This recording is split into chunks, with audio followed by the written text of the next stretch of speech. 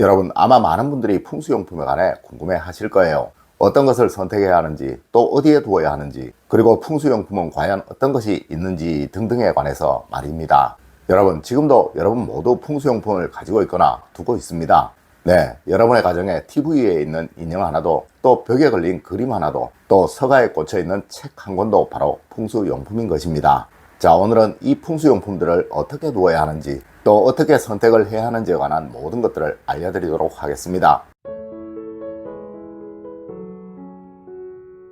여러분 안녕하세요, 이정재입니다. 아마 많은 분들이 풍수용품이라고 하면 특별히 풍수만을 생각하고 둔 것이라고 생각을 하실 거예요. 여러분 지금 여러분이 하고 계시는 목걸이 하나, 반지 하나, 그리고 지갑, 넥타이핀 하나도 바로 풍수용품인 것입니다. 네, 여러분의 기운이 그것에 잘 맞으면 의외의 곳에서 큰 힘을 발휘하여 여러분의 운을 살려주기도 하며, 또 부분적으로는 여러분의 기운이 살아날 수 없도록도 만든다는 것이죠. 물론 가장 비중 있고 또 중요한 것은 바로 집안에 두는 풍수용품들일 것입니다. 자, 여러분 풍수용품은 이런 것이 있으며 그것은 반드시 이런 원칙대로 두시고 또 가지고 다니시도록 하세요. 첫 번째로 여러분 풍수용품은 짝을 맞추는 것이 원칙입니다. 아마 여러분의 가정에는 삼족 두꺼비가 있을 수도, 또 거북이가 있을 수도, 부엉이가 있을 수도, 또 실내분수가 있을 수도, 수족관이 있을 수도, 그 외에 그림이나 글씨류가 벽에 걸려 있을 수도 있을 것입니다. 물론 여러분이 가지고 다니시는 지갑 역시 중요한 풍수용품이며, 아내가 하는 브로치도, 남편이 하는 넥타이핀도, 커퍼스도 아주 중요한 풍수용품입니다. 여러분 이 모든 것들은 반드시 짝이 있어야 하는 거예요. 네, 삼족 두꺼비, 거북이, 부엉이류의 동물류를 집안에 두시겠거든 이것은 무조건 2마리가 있어야 하는 것이며, 또 실내 분수에는 물레방아가, 수족관 안에는 물고기가 반드시 있어야 하는 거예요. 네, 이는 여러분의 가정에 행복과 평안, 번영을 만들어주는 것들이라 절대 외롭거나 쓸쓸함이 느껴지도록 해서는 안 되는 것입니다. 물론 그림이나 글씨류를 벽에 거실 때도 맞은편이나 좌우측에 하나 정도 더 거셔서 이것 하나만 잊지 않도록 해야 한다는 것이죠. 여러분 무조건 이 원칙은 지키세요. 자, 사진을 한번 보여드리도록 할게요. 앞에 보여드리는 것은 아주 좋은 것이며 뒤에 보여드리는 것은 그리 좋지 못한 것입니다.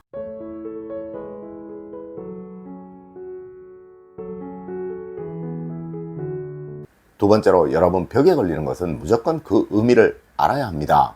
아마 여러분의 가정에는 벽에 멋진 그림이 걸려 있을 수도, 또 멋진 글씨가 걸려 있을 수도 있을 거예요. 네, 무엇이 걸려 있든 가장 중요한 것은 저것이 왜 저기 걸려 있는지를 반드시 알아야 하며, 그 의미 역시 가족이라면 누구나 다 알아야 하는 거예요.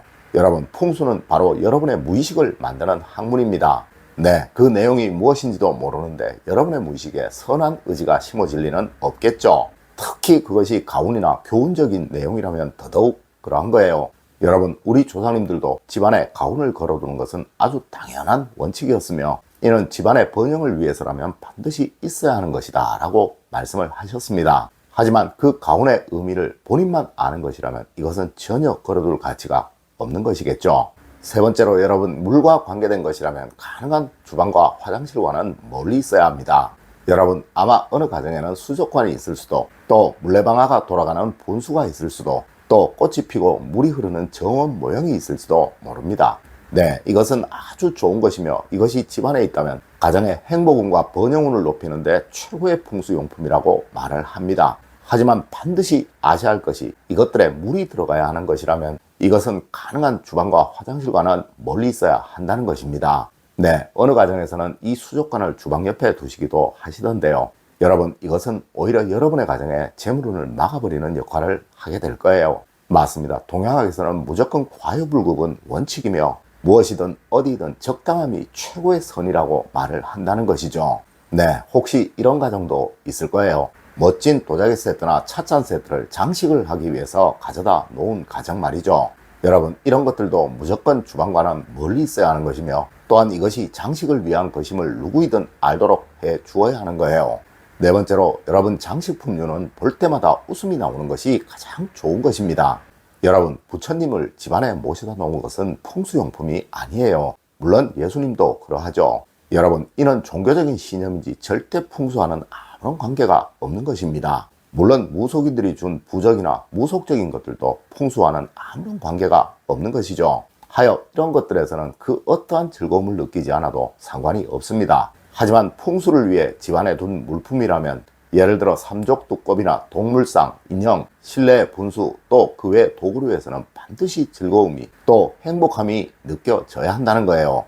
네, 볼 때마다 웃음이 피식 나오는 것, 귀엽다, 예쁘다 라고 생각이 드는 것, 여러분 그것이 바로 최고의 풍수 용품인 것입니다. 여러분 꼭 명심하세요. 아주 예쁘고 귀여운 인형 소품 하나가 아주 근엄한 장군상보다 또 호랑이상보다 풍수적으로는 훨씬 좋은 풍수 용품인 것입니다. 네, 이것은 여러분의 무의식에 행복함을 심어주는 것이며 이것이 바로 진정한 풍수용품을 두는 목적인 것이죠. 다섯 번째로 여러분 몸에 부착하는 것은 먼저 품위를 생각하셔야 합니다.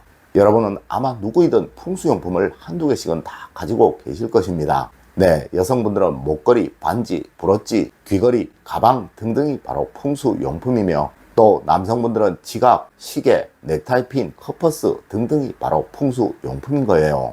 맞습니다. 이것이 풍수용품인지 아닌지 구분을 하는 수단은 이것이 없어도 상관이 없으나 더 멋있게, 더 고급스럽게, 더 품위 있게 보이기 위해서 하는 것이라면 그것은 바로 풍수용품인 거예요. 물론 이런 면에서는 양복이나 또 여성들의 정장 이런 것들도 바로 풍수용품인 것이죠. 하지만 여러분 속옷류를 풍수용품이라고 말하지는 않습니다. 또 편하게 입는 옷들 역시 풍수용품이라고 말하지는 않습니다.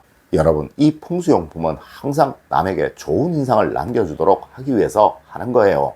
네, 꼭 품위를 먼저 생각하시는 현명한 여러분이 되십시오. 여섯 번째로 동물류는 절대 침실에 두는 것이 아닙니다. 여러분 앞서의 삼족 두꺼비 또 동물상들을 절대 침실에 두셔서는 안 되는 거예요. 네, 풍수에서는 무조건 어떤 것이든 있어야 할 자리에 있어야 그 기운이 잘 살아나며 또한 그 기운이 좋은 기운이 된다라고 말을 한다는 것이죠. 물론 가능한 침실에는 풍수용품을 두지 않는 것이 원칙이나 더욱이 이것이 동물류라면 절대로 안 되는 것입니다. 네, 당연히 인간도 동물이니 장군류나 목각상 이런 것들도 절대로 안 되는 것이겠죠. 여러분 꼭 명심하세요. 이는 분명 여러분의 번영을 막을 것입니다. 일곱 번째로 여러분 소리가 나는 풍수용품은 무조건 문과 가까운 곳에 두시는 것입니다. 여러분 풍수용품 중에 소리가 나는 것은 시계랑 또 종과 같은 것들이 있을 수 있겠죠. 물론 그 외에도 소리가 나는 것들은 모두가 다 그러합니다. 네, 무조건 문과 가까운 곳에 두세요.